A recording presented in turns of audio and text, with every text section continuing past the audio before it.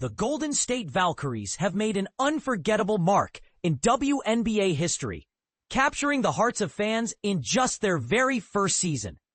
But here's where it gets truly fascinating. They're not just any new team. They've shattered expectations by making the playoffs right out of the gate, a feat no other WNBA expansion franchise has accomplished before.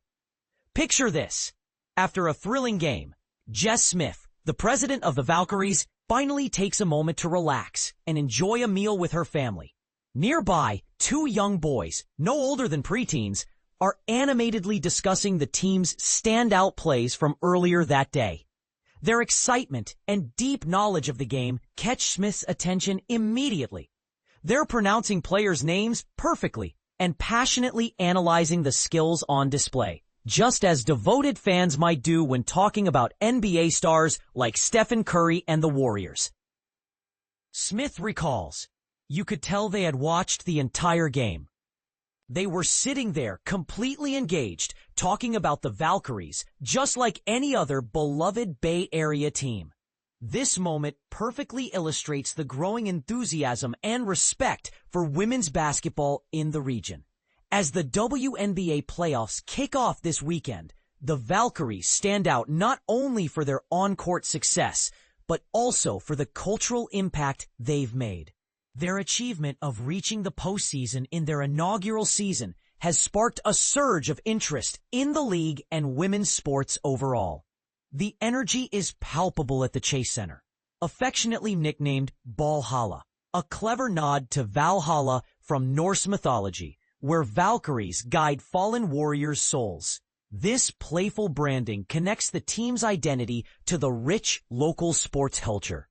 On the court, the Valkyries have been nothing short of dominant. Their commanding 27-point victory over Las Vegas in June was the largest win in franchise history at the time, only to be surpassed by an even more impressive 90-59 win against Chicago in mid-August. These milestones highlight the team's rapid rise and competitive spirit.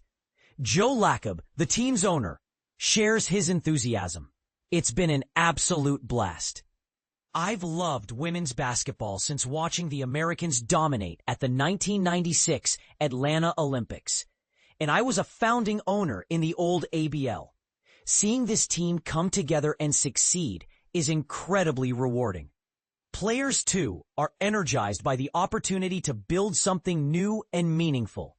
Guard Tiffany Hayes emphasizes the community spirit that defines the Bay Area and the Valkyries. "Growth happens when we support each other, lift each other up, and connect people who need to be connected. Even small gestures can make a huge difference. That's exactly what the Valkyries are showing everyone." When you see Ballhalla packed every night, you know people feel the love and energy when they come here. The Valkyries have truly captured the hearts of a diverse fan base. Inside the Chase Center, you'll find people of all ages, backgrounds, and walks of life, united by their passion for the team. It's not uncommon to see grown men proudly sporting the team's signature pale purple color. "Valkyries Violet," Lacob exclaims with pride. Initially uncertain about the color choice, he now embraces it wholeheartedly, often seen wearing his violet pullover as a badge of honor. The Bay Area's strong foundation in women's basketball, thanks to popular college programs like California and Stanford, has helped fuel this excitement. But the Valkyries' success is drawing attention far beyond Northern California. For example, Teresa Resch, president of the Toronto Tempo expansion team, recently attended a game and was even featured on the arena's big screen. Adding to the team's charm is their new mascot, Violet, affectionately called the Valkyries' Raven Bestie. Though she's not a traditional mascot, Violet made her debut on August 11 during a game against Connecticut, delighting fans by dancing around the arena and handing out friendship bracelets. Her arrival was theatrical. Hatching from a large purple egg after a 4-day incubation, outside the Chase Center, showing the team's commitment to engaging fans with creative, memorable experiences. The Valkyries' attention to detail and fan engagement has paid off spectacularly. Every one of their 22 regular season home games sold out, a testament to the community's enthusiasm. However, for their upcoming playoff game against Minnesota, the team will move to the SAP Center in San Jose due to a scheduling conflict with the Laver Cup tennis event, which was booked before San Francisco was awarded the WNBA franchise. From the very beginning, making the playoffs was a clear and ambitious goal for the Valkyries.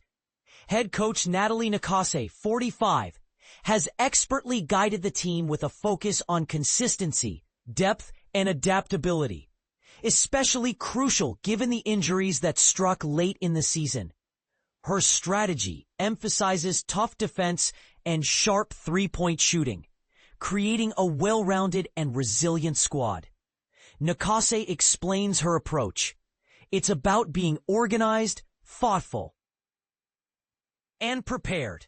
When the coaching staff shares that mindset, development happens naturally. I challenge our coaches to find ways to improve every single day, not just on game days, but even on days off. Off the court, the Valkyries' impact is equally inspiring. Smith recalls a touching moment last summer when, after a meal, she discovered her bill had been paid by a grateful fan who had become a season ticket holder. The woman left a heartfelt note thanking Smith for her dedication and saying, "I've been waiting for something like this." Smith was quick to remind her team that success is a collective effort. No one person makes this happen. It's a collaboration, and we wouldn't be where we are without fans like her. Support from local sports stars has also helped shine a spotlight on the women's game. Warrior superstar Stephen Curry and guard Brandon Podziemski have been regulars at games, with Podziemski often sitting courtside next to Lacob, proudly wearing different Valkyries jerseys each night. Lacob sums it up perfectly. It's just remarkable. Selling out every game and winning as an expansion team, does it get any better? The fans are having a blast, and the energy is unbelievable. But here's a question worth pondering. With such a strong start, and what does their success mean for the future of women's professional sports? Are we witnessing a turning point, or is this just a fleeting moment of excitement? Share your thoughts. Do you believe the Valkyries are setting a new standard, or is there more work to be done to truly elevate the women's game?